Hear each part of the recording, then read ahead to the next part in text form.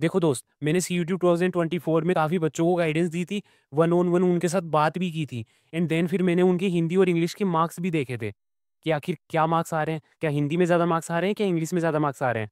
और मैं मेरे बारे में थोड़ा सा इंट्रोडक्शन दूँ तो मैंने खुद ने CUT 2023 का एग्जाम दिया था। करंटली हंसराज कॉलेज में हूँ। अब ये समझते हैं दोनों सब्जेक्ट्स में से एग्जाम देना किसका है।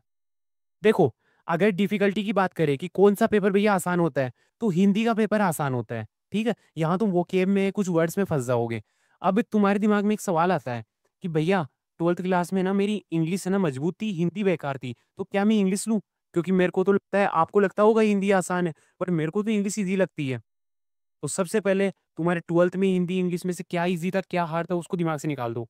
दोनों की पीवाईक्यू उठाओ। पीवाईक्यू उठा के ये चेक करो कि आखिर कौन-सा पेपर मुझसे ईज़िली हो रहा है।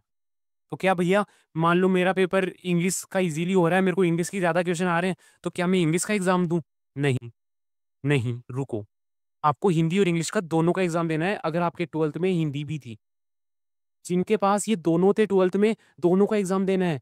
तो भैया मुझे ये बताओ जब मेरा एक सब्जेक्ट दोनों में से मजबूत है, तो मैं उसी का एग्ज़ाम देता हूँ ना और उसी की बार-बार प्रैक्टिस करता हूँ, उसी को बार-बार पढ़ता हूँ, तो मैं फ़ोकस्ड रहूँगा कम से कम सब्जेक्ट पे, तो मेरे ज़्यादा मार्क्स आएँगे। तो आप दोनों सब्जेक्ट लेने को क्यों कह रहे हो? दोनों सब्जेक्ट लेने को मैं इसलिए कह रहा हूँ क्योंकि खुदा ना करे तुम्हारे इंग्लिश के एग्ज़ाम में या हिंदी के एग्ज़ाम में किसी भी कारणवश मार्क्स कट जाते हैं। मैनेजमेंट मिस्टेक की वज़ह से कट जाते हैं।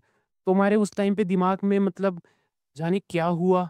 उस एग्ज़ाम टाइम ड्यूरेशन पे तुम्हारा जो मूड था, वो कुछ ऐसा था कि तुम्हारे मार्क्स कट गए बहुत ज़्यादा। तो फिर वो जो दूसरी लैंग्वेज है ना, वो काम आएगी। सिर्फ़ ₹200 ही तो लगते हैं एक्स्ट्रा। क्या जाता है एक्स्ट्रा सब्जेक्ट का एग्ज़ाम देने में? चाहे जो तुम्हारी स्ट्रॉन्ग सब्जेक्ट है ना, उसको पढ़ लो, लेकिन एग्ज़ाम दोनों का दे के आओ। लास्ट ईयर की बात बता रहा हूँ मैं, टेलीग्राम पे काफ़ी स्टूडेंट से वन ऑन वन कनेक्टेड था, तो मैंने कहा था, जिनके पास 12th में हिंदी है, वो हिंदी भी लेना, इंग्लिश भी लेना। इंग्लिश भी होगी ना 12th में, दोनों है, दोनों लो। अब काफ़ी सारे स्टूडेंट्स ने डीएम किया, भैया मैं तो ना इंग्लिश में स्ट्रॉन्ग हूँ, हिंदी का एग्ज़ाम मैं हिंदी रहने देती हूँ, हिंदी रहने देता हूँ। एक स्टूडेंट की चैट मेरे को अभी भी याद है, उसने कहा, भैया मेरी तो इंग्लिश है ना मजबूत है, मैं तो इंग्लिश का एग्ज़ाम दूँगी। मैंने उसे कहा हिंदी के लिए जो ₹200 एक्स्ट्रा लग रहे हैं ना मुझसे ले ले, बट तू हिंदी का एग्ज़ाम दे के आ। फिर हुआ क्या?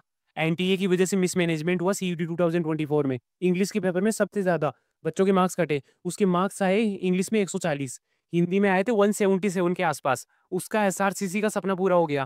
क्यों? क्योंकि मैंने हिंदी लेने को कहा था। लोगों को लगता है कि यार मेरा ना ये सब्जेक्ट मजबूत है, तो मैं इसी का एग्ज़ाम दूँगा।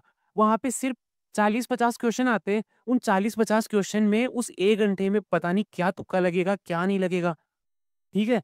तुम्हारा कुछ नहीं जा रहा, सिर्फ़ ₹200 जा रहे हैं। चाहो तो सिर्फ़ एक लैंग्वेज को पढ़ लो, लेकिन लैंग्वेज इतनी बेसिक्स आती है, मतलब तुम ना बिना पढ़े भी कर सकते हो काफ़ी क्वेश्चन्स। जब बिना पढ़े कर सकते हो तो एग्ज़ाम क्यों नहीं दे के आओगे? दोनों का एग्ज़ाम दे के आना है।